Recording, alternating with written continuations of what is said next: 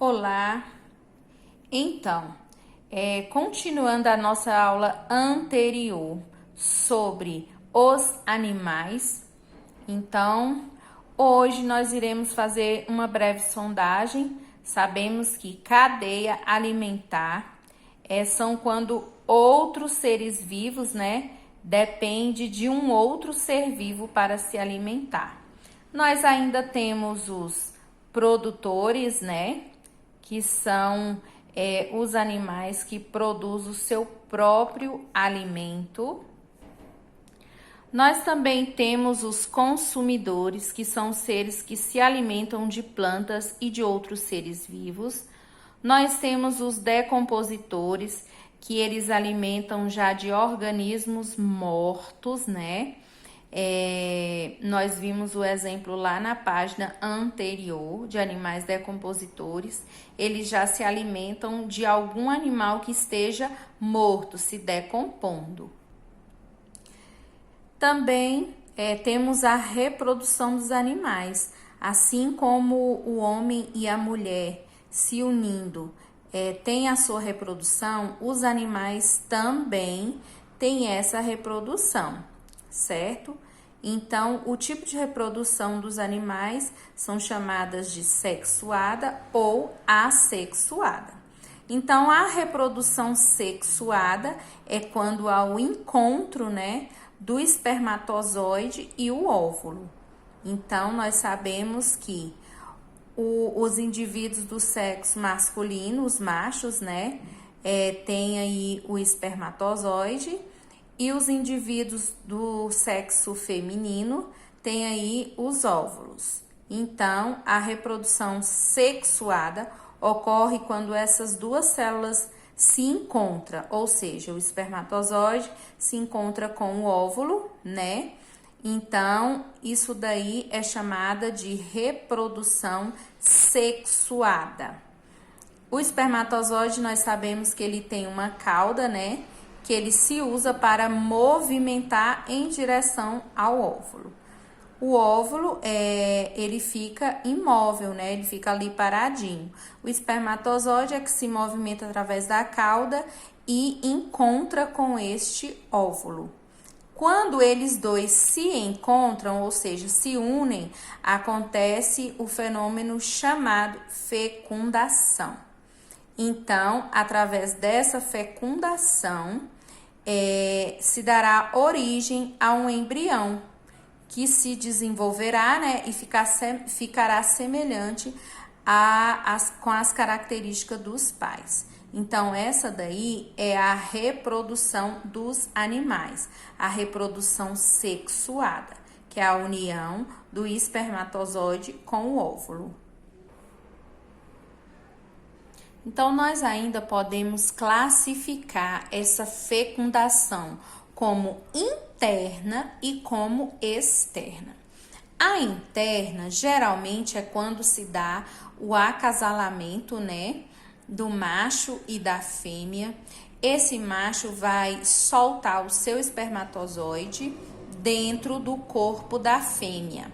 Então, essa daí é chamada de fecundação interna. Nós também temos a fecundação externa, que geralmente ocorre em animais que se reproduzem no meio aquático. O exemplo aí, é o sapo, macho e a fêmea. Então, eles tiveram acasalamento, Aí, logo em seguida, a fêmea coloca os seus ovos e dali vai se originar o girino, Então, essa daí é a fecundação externa. Por quê?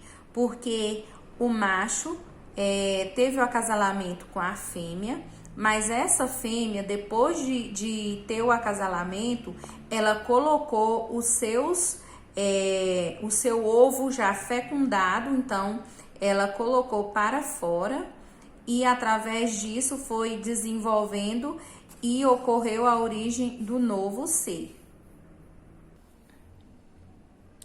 Então, nós temos também os tipos, as formas, de desenvolvimento de cada filhote. Então, quando o filhote é gerado dentro da barriga da mãe, ele é classificado como vivíparos.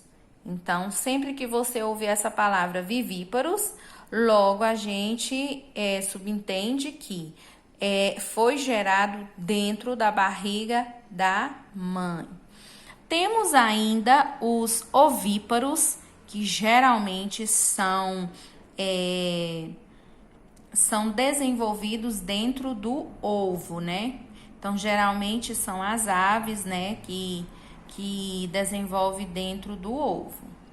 Então, ele bota o ovo, né, a ave, coloca o ovo e fica ali aquecendo o ovo até que dá o tempo certinho para a ave sair de dentro do ovo. Temos ainda o ovovíparos, que são algumas espécies que são desenvolvidas dentro de um ovo, dentro do corpo da sua mãe. Então, esses são os tipos de desenvolvimento de animais.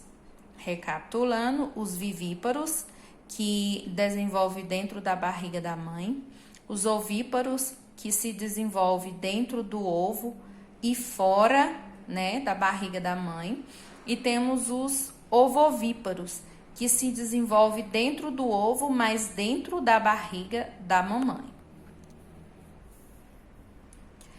Nós ainda temos a reprodução assexuada.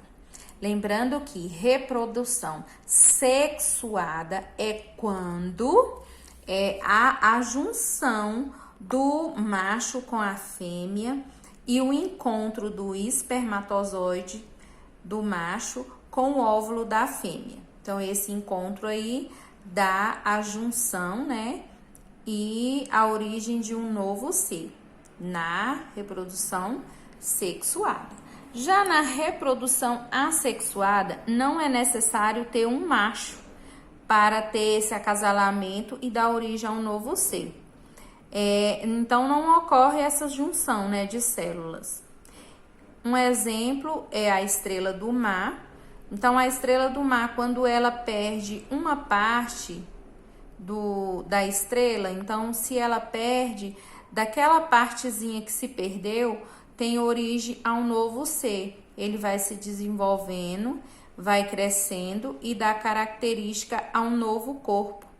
Então, essa é um exemplo de reprodução assexuada. E ainda temos a partinogênese, que é o exemplo de formigas e abelhas, que consegue se reproduzir sem ter a presença de um macho. Os ovos, né, que elas têm, elas colocam os ovos e aquilo ali vai se desenvolvendo sem haver uma fecundação. Então, essa reprodução assexuada é chamada de partinogênese, que o exemplo são abelhas e formigas. Nós ainda temos, né, alguns animais do passado. Esses animais do passado, como que foram descobertos? Então, foram descobertos através dos seus fósseis, né? O que são fósseis? Então, são restos ou vestígio desses seres vivos, né, que ficaram preservados em materiais como rocha, gelo ou até em resina produzida por vegetais. Então, como se descobriu esses animais do passado, né? Então, foram através desses fósseis que os historiadores, os arqueólogos, né, foram fazendo pesquisas e foram achando. Então, foi achados vários fósseis. Por isso que eles descobriram que existiram alguns animais que hoje já não existem mais, certinho? Então, a nossa aula de hoje foi sobre os animais. Beijo e até a próxima.